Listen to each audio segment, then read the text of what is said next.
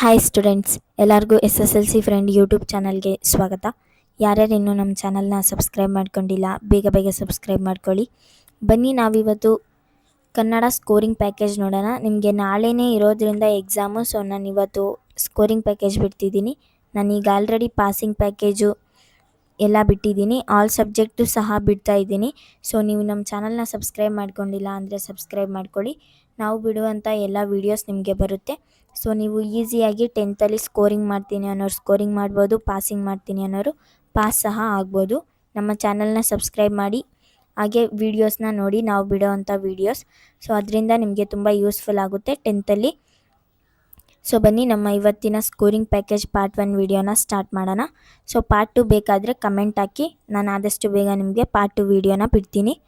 So ಬನ್ನಿ, first ನಿಮಗೆ ನಮ್ಮ ಭಾಷೆ ಪಾಠದಿಂದ ಯಾವ ಇಂಪಾರ್ಟೆಂಟ್ ಪ್ರಶ್ನೆಗಳು ಬರುತ್ತೆ, ಹಾಗೆ ನಿಮಗೆ ಕವಿ ಪರಿಚಯ ಎಷ್ಟು ಈಸಿಯಾಗಿ ಬರಿಬೋದು ಅನ್ನೋದನ್ನು ತೋರಿಸ್ಕೊಟ್ಟಿದ್ದಾರೆ. ಸೊ ಇಲ್ಲಿ ನೀವು ನೋಡ್ಬೋದು, ಲೇಖಕರ ಪರಿಚಯ ಇದೆ. ಸೊ ನೋಡಿ, ಫಸ್ಟು ಅವರ ಹೆಸರು, ಆಮೇಲೆ ಅವರು ಎಲ್ಲಿ ಜನಿಸಿದ್ರು, ಎಷ್ಟರಲ್ಲಿ ಜನಿಸಿದ್ರು ಅನ್ನೋದು, ನೆಕ್ಸ್ಟು ಅವರು ಏನೇನು ಬರೆದಿದ್ದಾರೆ ನಿಘಂಟುಗಳನ್ನು ಅನ್ನೋದು, ನೆಕ್ಸ್ಟ್ ಅವರಿಗೆ ಯಾವ ಪ್ರಶಸ್ತಿ ದೊರಕಿದೆ. ಸೊ ನೀವು ಇಷ್ಟು ಬರೆದ್ರೆ ನಿಮಗೆ 3 ಮಾರ್ಕ್ಸ್ ಬಂದುಬಿಡುತ್ತೆ. ಸೊ ಇದು ಸ್ಕೋರಿಂಗ್ ಪ್ಯಾಕೇಜ್ ಆಗಿರೋದ್ರಿಂದ ನೀವು ಎಲ್ಲನೂ ಕವರ್ ಮಾಡಲೇಬೇಕು, ಪೂರ್ತಿಯಾಗಿ ನೋಡಲೇಬೇಕು, ಇಲ್ಲಾಂದರೆ ನಿಮಗೆ ಮಾರ್ಕ್ಸ್ ಮಿಸ್ ಆಗೋ ಸಾಧ್ಯತೆಗಳಿರುತ್ತೆ.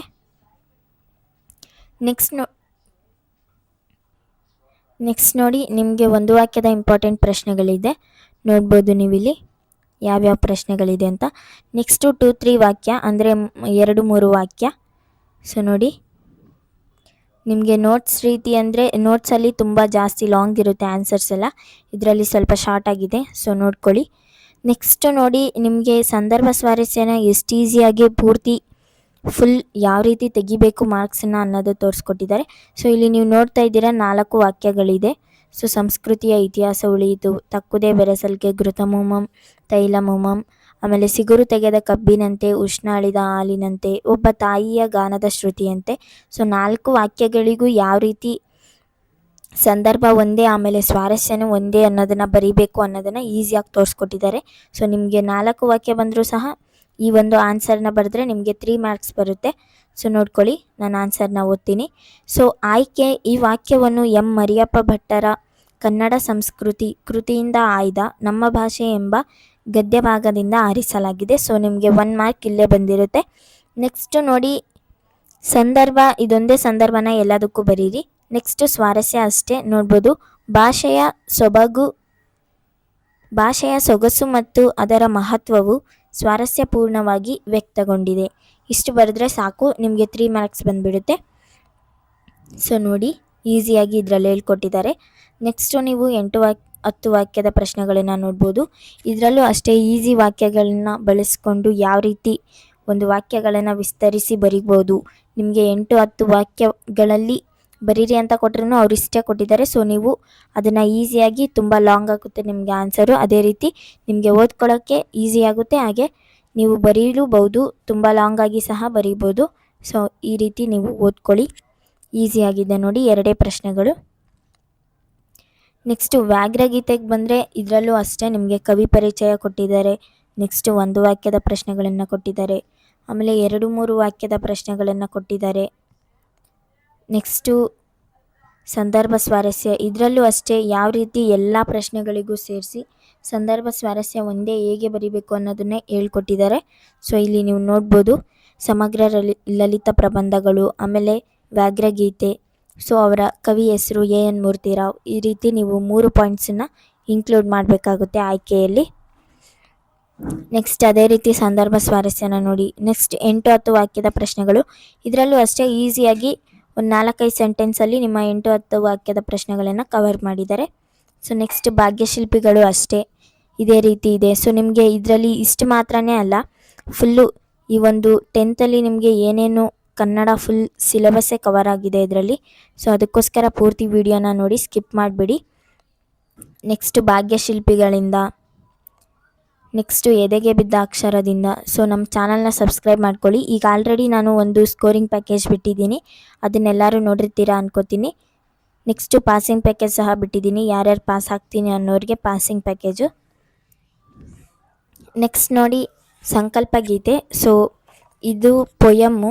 ಸೊ ಪೊಯಮ್ಗೆ ಬಂದರೂ ಸಹ ಇದೇ ರೀತಿ ಫಾಲೋ ಮಾಡಿದ್ದಾರೆ.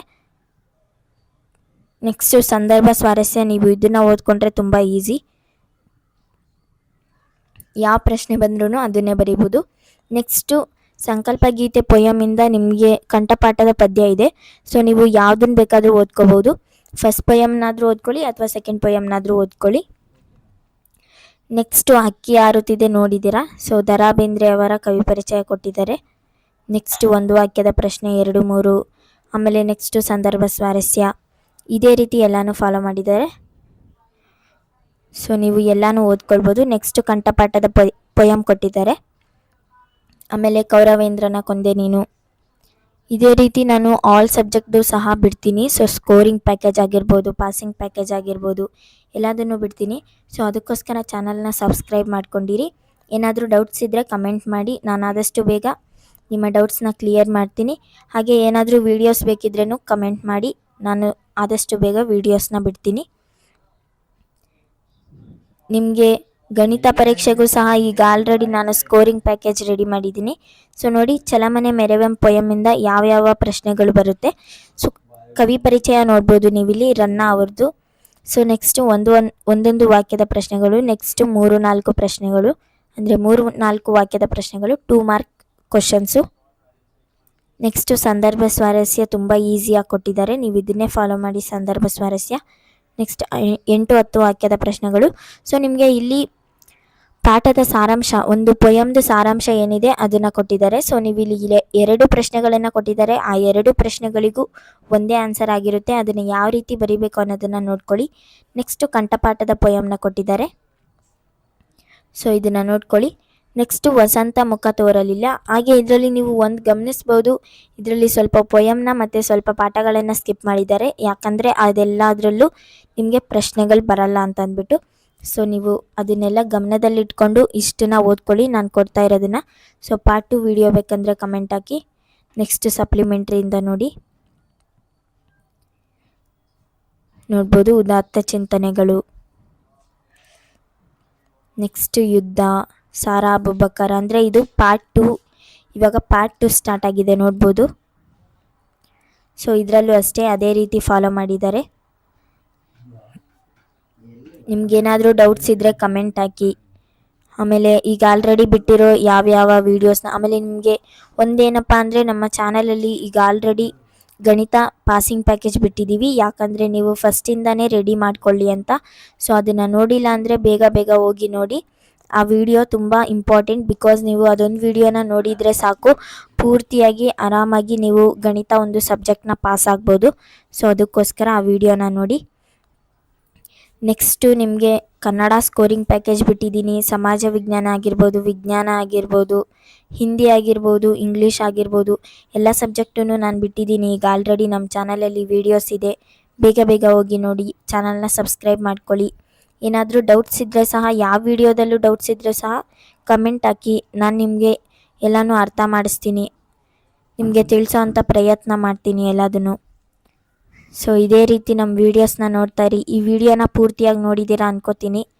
ಯಾರ್ಯಾರು ಪೂರ್ತಿಯಾಗಿ ನೋಡಿಲ್ಲ ಇನ್ನೊಂದು ಸಾರಿ ನೋಡಿ. ವಿಡಿಯೋ ಇಷ್ಟ ಆದರೆ ಲೈಕ್ ಮಾಡ್ಕೊಳ್ಳಿ. Thank you so much for watching. ಇದೇ ರೀತಿ ನಮ್ಮ ಹಳೆ ವೀಡಿಯೋಸ್ ಎಲ್ಲ ನೋಡಿ. ವಿಡಿಯೋದಲ್ಲಿ ಏನಾದರೂ ಡೌಟ್ಸ್ ಇದ್ದರೆ ಕಮೆಂಟ್ ಹಾಕಿ, ನಾನು ನಿಮಗೆ ಕ್ಲಿಯರ್ ಮಾಡ್ತೀನಿ. Thank you so much for watching. ಅದೇ ರೀತಿ ನಿಮಗೆ ಪಾರ್ಟ್ 2 ವಿಡಿಯೋ ಬೇಕು ಅಂದರೂ ಸಹ ಕಮೆಂಟ್ ಹಾಕಿ. Thank you so much.